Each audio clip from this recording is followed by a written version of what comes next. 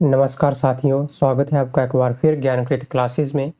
आज हम इस वीडियो में एनसीईआरटी ज्योग्राफी क्लास 6 के चैप्टर नंबर 8 को देखेंगे, जिसका नाम है भारत की जलवायु, वनस्पति तथा वन्य प्राणी। इस चैप्टर में हम मौसम के बारे में जानेंगे, जलवायु के बारे में जानेंगे, भारत की प्रमुख ऋतुओं के बारे में जानेंगे और भारत की प्राकृतिक वनस्पति के बारे में जानेंगे, वन्य प्राणियों के बारे में जानेंगे और वन्य प्राणियों की रक्षा के लिए क्या क्या उपाय किए गए हैं उनके बारे में जानेंगे।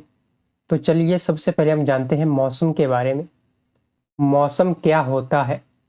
मौसम वायुमंडल में दिन प्रतिदिन होने वाले परिवर्तनों को कहते हैं। यानी वायुमंडल में जो हर दिन परिवर्तन होते रहते हैं उसी को हम मौसम कहते हैं। मौसम में शामिल होता है तापमान, वर्षा, सूर्य की किरणें आदि।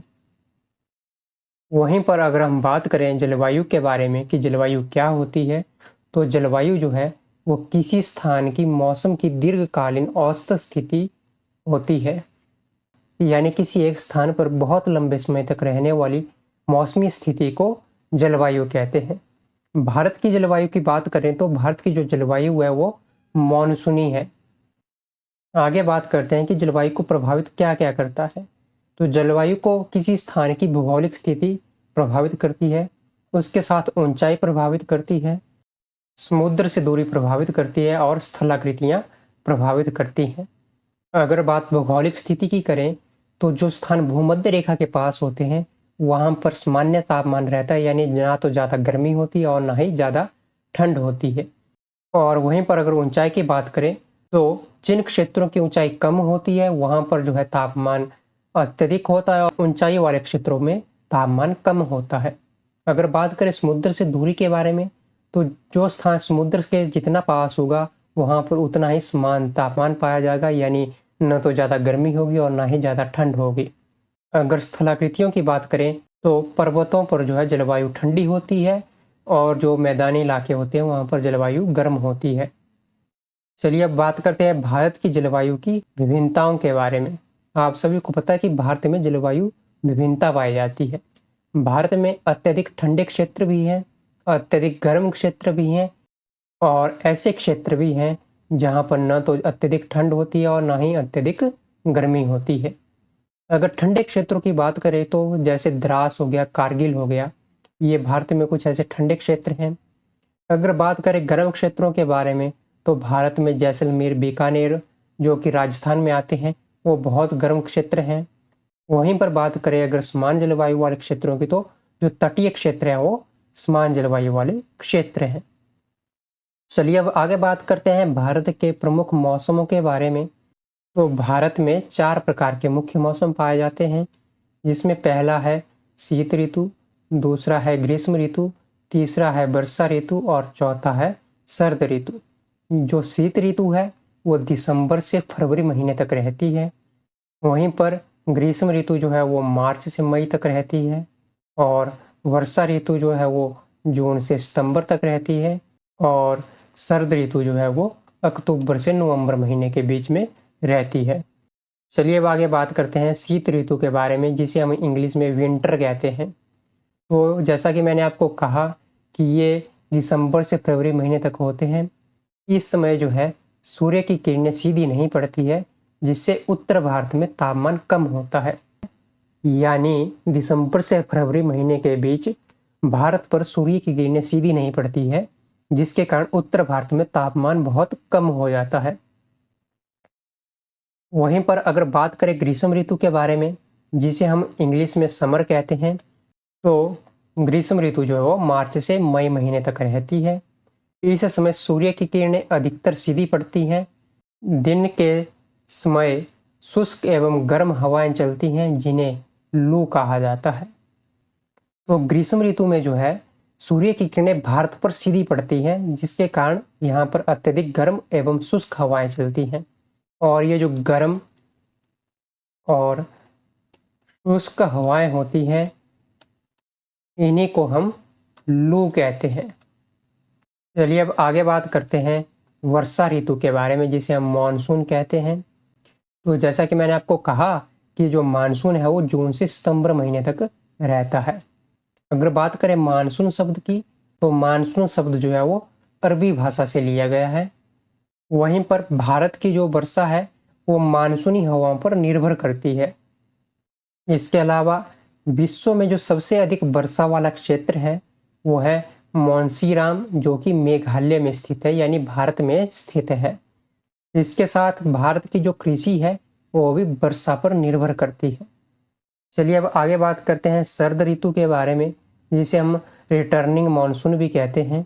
ये अक्टूबर और नवंबर महीने वाला समय होता है।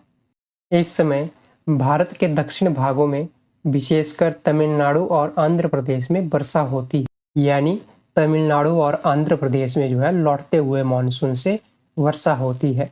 अगर बात करें कि ये कहाँ पे होती है, तो ये होती है कोरामंडल तट पर। इस बात को आपको ध्यान में रखना है, बार बार पूछा जाता है। इसी के साथ आगे बात करते हैं प्राकृतिक वनस्पति के बारे में।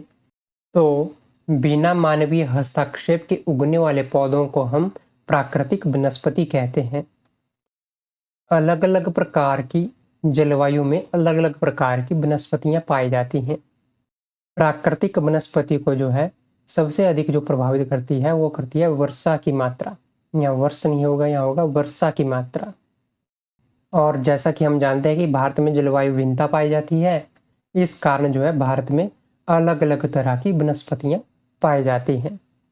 चलिए अब आगे बात करते हैं वनों के लाभों के बारे में। तो वन जो होते हैं या जो वनस्पतियां होती है वह हमें ऑक्सीजन प्रदान करती हैं।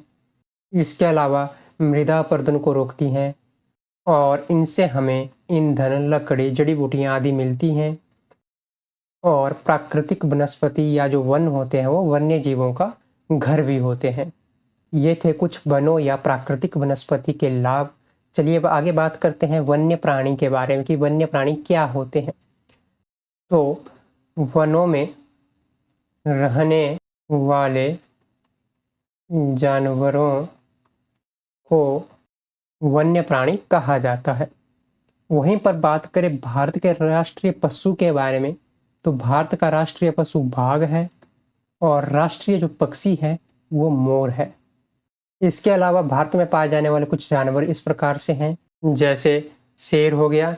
शेर जो है वो गिर जंगलों में पाए जाते हैं जो गुजरात में स्थित है। इसके अलावा गेंडे पाए जाते हैं जिन्हें हम राइनो कहते हैं, ये आसाम में पाए जाते हैं। और ऊंट पाए जाते हैं जो राजस्थान में पाए जाते हैं। ऊंटों के अलावा जंगली गधा पाया जाता है जो कि रन के कच्छ में पाया जाता है। और इसी के साथ हिम तेंदुआ पाया जाता है जो कि हिमालयी क्षेत्रों में पाया जाता है। ये थे कुछ प्रमुख जानवर जो भारत में पाए जाते हैं। चलिए अब आगे बात करते हैं प्रवासी पक्षियों के बारे में।